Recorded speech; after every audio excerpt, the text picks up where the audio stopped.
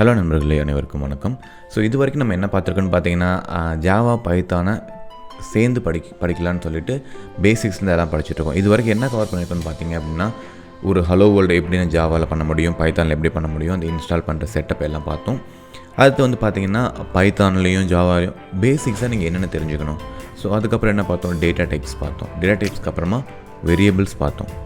So வேரியபிள்ஸ்க்கு அப்புறமா different types of operators இருக்குது. அந்த என்னென்ன ஆப்ரேட்டர்ஸ் பார்த்தோம், அரித்மேட்டிக் ஆப்ரேட்டர்ஸ் பார்த்தோம், அப்புறம் ரிலேஷனல் ஆப்ரேட்டர்ஸ் பார்த்தோம், அதுக்கப்புறம் பிட்வைஸ் ஆப்ரேட்டர்ஸ் பார்த்தோம், அதுக்கப்புறம் டெர்னரி ஆப்ரேட்டர் பார்த்தோம். ஸோ இது எல்லாமே வந்து பார்த்திங்கன்னா ஜாவாலையும் இருக்குது, பைத்தான்லேயும் இருக்குது.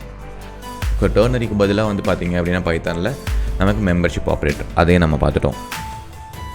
ஸோ அடுத்து ரொம்ப இம்பார்ட்டண்டான டாபிக் டெசிஷன் மேக்கிங்.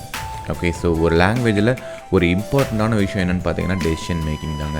அதாவது நான் 2 நம்பர் கொடுக்குறேன் அப்படின்னா, இப்போ நான் ஒரு ஹியூமன் பர்சனாக 10 பெருசா 20 பெருசான்னு கேட்டால் நான் சிம்பிளாக சொல்லிடுவேன் 20 தான் பெருசுன்னு சொல்லிவிடுவேன்.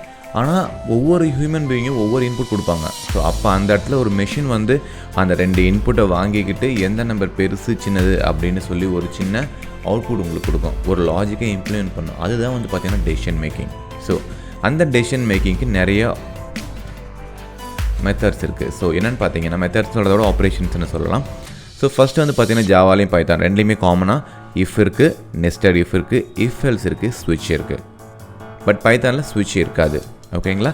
ஸோ இந்த ஒவ்வொரு இதை சிம்பிளாக நீங்கள் சொல்லலாம் கண்ட்ரோல் ஸ்டேட்மெண்ட்ஸ்னு சொல்லலாம். அதாவது உங்கள் ப்ரோக்ராமோட ஸ்டேட்மெண்ட்ஸை கண்ட்ரோல் பண்ணணும். அதாவது 2 இன்புட் கொடுக்குறீங்கன்னா அந்த 2 இன்புட்டை வாங்கிட்டு ஒரு ஃபங்க்ஷனாலிட்டி இம்ப்ளிமெண்ட் பண்ணி அந்த ஃப்ளோ எப்படி போகுது அப்படின்னு உங்களுக்கு சொல்லும். ஓகேவா? ஸோ இப்போ என்ன பண்ணலான்னு பார்த்தீங்கன்னா, நான் ஜாவாலையும் பைத்தான்லையும் ஒரு சிம்பிளான எக்ஸாம்பிள் க்ரியேட் பண்ணி அதில் எப்படி இஃபை நம்ம இம்ப்ளிமெண்ட் பண்ணலாம் அப்படிங்கிறத நான் காட்ட போகிறேன். ஹலோ நண்பர்களே, அனைவருக்கும் வணக்கம். ஸோ இப்போ நம்ம என்ன பண்ணலாம்னா, நான் கண்ட்ரோல் ஸ்டேட்மெண்ட் ஒரு பேக்கேஜ் க்ரியேட் பண்ணிக்கிறேன் நம்ம ஆல்ரெடி எக்ஸிஸ்டிங் கோடில். ஸோ இப்போ அதில் ஒரு கிளாஸ் க்ரியேட் பண்ணுறேன். ஸோ இதில் என்ன சொல்கிறேன்னா கண்ட்ரோல் ஸ்டேட்மெண்ட்ஸ் ஜாவா. அதே மாதிரி நம்ம பைத்தான்லேயும் வந்து பார்த்திங்கன்னா ஒரு பைத்தான் ஃபைல் க்ரியேட் பண்ணிடலாம். அது எதுக்குன்னு பார்த்தீங்கன்னா சேம் தாங்க, கண்ட்ரோல் ஸ்டேட்மெண்ட்ஸ் பைத்தான். ஸோ ரெண்டுலேயும் ஒரே டைமில் நம்ம எக்ஸிக்யூட் பண்ணி பார்க்கலாம். Okay, so first of all நம்ம தெரிஞ்சுக்க வேண்டிய விஷயம் ஜாவான்னு வந்துட்டாவே நமக்கு ஃபஸ்ட் என்ன பண்ணணும், ஒரு மெயின் மெத்தட் க்ரியேட் பண்ணணும். ஸோ அது இல்லாமல் நம்மளால் எதுவுமே பண்ண முடியாது. ஓகே, டெசிஷன் மேக்கிங்னா என்னங்க ஃபஸ்ட்டு? ஸோ நான் கொடுக்குற 2 வேல்யூஸை செக் பண்ணி ஸோ 2ல் எது பெருசு அப்படின்னு சொல்கிறது தான் வந்து பார்த்திங்க அப்படின்னா டெசிஷன் மேக்கிங். அதுக்கு நம்ம ஃபஸ்ட்டு யூஸ் பண்ணுற கண்ட்ரோல் ஸ்டேட்மெண்ட் என்னென்னு பார்த்தீங்க அப்படின்னா இஃப் ஸ்டேட்மெண்ட்ஸ். ஸோ இஃப்னா என்ன, what if? So first of all இஃப்னு என்னென்னு தெரிஞ்சுக்கோங்க. அதாவது இப்போ நான் ஒரு 2 கண்டிஷன் கொடுத்து நான் செக் பண்ண சொல்கிறேன். இன்கேஸ் நான் கொடுக்குற கண்டிஷன் ட்ரூவாக இருந்தால் என்ன பண்ணணும் அப்படின்னு மட்டும்தான் நான் சொல்லுவேன். ஸோ ட்ரூவாக இல்லை அப்படின்னா சாட்டிஸ்ஃபை ஆகலைன்னா என்ன பண்ணணும்னு நான் சொல்ல மாட்டேன். ஓகே, ஸோ அதை தான் வந்து பார்த்திங்கன்னா இஃப்னு நான் சொல்லுவோம். நான் அவரோட பேர் என்னன்னு கேட்டால் நீங்கள் அவரோட பேர் இதுதான் சொல்லணும். இல்லை அவர் பேர் தெரில அப்படின்னா நீங்கள் எதுவும் சொல்ல தேவையில்லை. ஸோ அந்த மாதிரி ஒரு லாஜிக்கை ஹேண்டில் பண்ணுறது தான் வெறும் இஃப் ஸ்டேட்மெண்ட்னு சொல்லலாம். இந்த இடத்துல வந்து பார்த்திங்கன்னா int x is equal to 100ன்னு சொல்லி நான் ஒரு டேட்டா வச்சுருக்கேன். அதே மாதிரி int y is equal to 75ன்னு வச்சுருக்கேன்.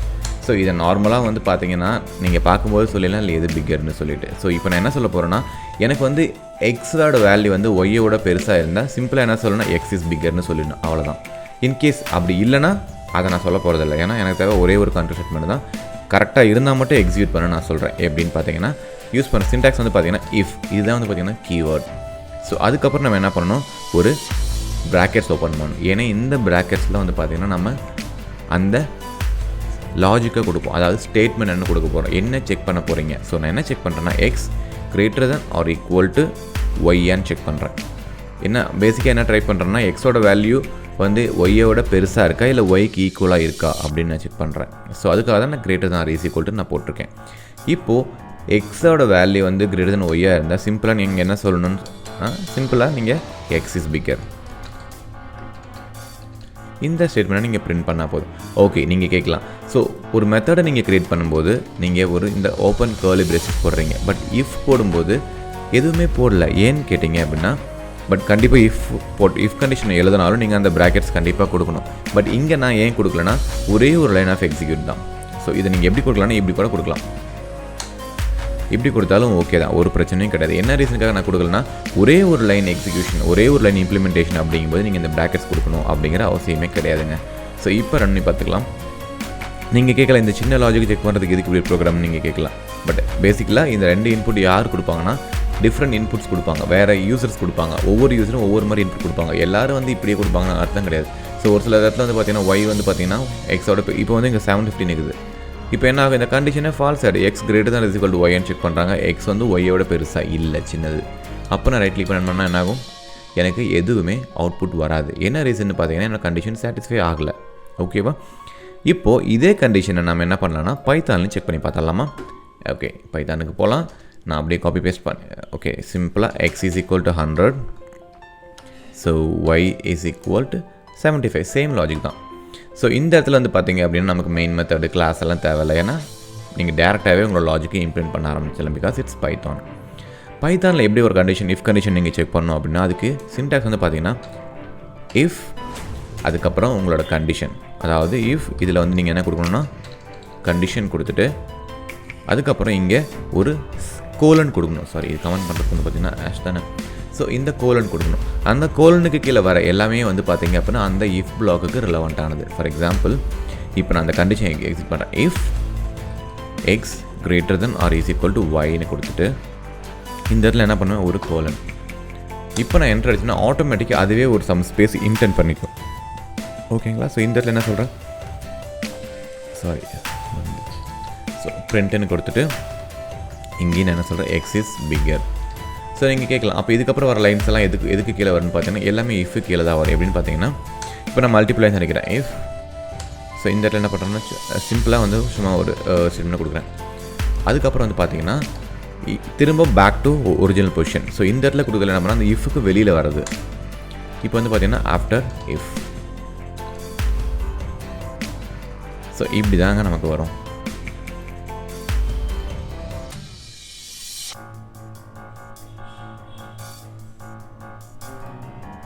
ஓகே, ஸோ நீங்கள் ப்ராக்கெட்ஸ் கொடுக்கணுனாலும் கொடுக்கலனாலும் ஒன்றும் பிரச்சனை இல்லை. ஏன்னா ஒரே கண்டிஷன் தானே. So brackets is not necessary. So இப்போ இதை நான் ரன் பண்ணி காட்டுறேன் பாருங்கள். உங்களுக்கு அவுட்புட் என்னமோ சேம் தான் வரும். ஸோ இந்த 2 லைனும் வந்து பார்த்தீங்கன்னா there belongs to the if condition. என்ன பாருங்கள், இதை நான் ஷ்ரிங்க் பண்ணால் இது மட்டும்தான் ஷ்ரிங்க் ஆகும். ஏன்னா இது மட்டும்தான் அந்த இஃப் கண்டிஷன் ரிலவெண்ட் ஆனது. இது வந்து பார்த்தீங்கன்னா நார்மலான என்னோட என்டையர் பைத்தான் கோடுக்கான இந்த இந்த பர்டிகுலர் ஃபைலுக்கான ஸ்டேட்மெண்ட். அதாவது இந்த எல்லா லாஜிக் எங்கேருந்து வருதோ அதே இடத்துல வரும். ஸோ எதுக்காக மெயினாக சொல்கிறேன்னா, ஒரு கண்டிஷன் நீங்கள் செக் பண்ணும்போது ஒரு இன்டென்ட் கொடுத்து வரது ஆட்டோமேட்டிக்காக வந்து பார்த்தீங்க அப்படின்னா அது அந்த பர்டிகுலர் இஃப் பிளாக்கோடு சேர்ந்தது. ஓகேவா? அதே மாதிரி ஜாவாலே வந்து பார்த்தீங்க அப்படின்னா இந்த இஃப் வந்து பார்த்தீங்கன்னா இந்த பிளாக்கோடு சேர்ந்தது. ஸோ இதுக்கப்புறம் நீங்கள் எழுதலாம் வந்து பார்த்தீங்கன்னா இந்த மெத்தடுக்கு ரிலவெண்ட் ஆனது. ஓகே, ஸோ இப்போது இதுலேயே நம்ம எப்படி இஃப் இல்லைனா எல்ஸ் இஃப் அப்படிங்கிறத பார்க்கலாம். ஸோ அதுக்கு முன்னாடி இன்னொன்று பார்க்கணுன்னா நெஸ்டட் இஃப்னு ஒன்று இருக்குது. அது என்னங்க, அதையும் நம்ம ஃபஸ்ட்டு பார்த்துடலாம்.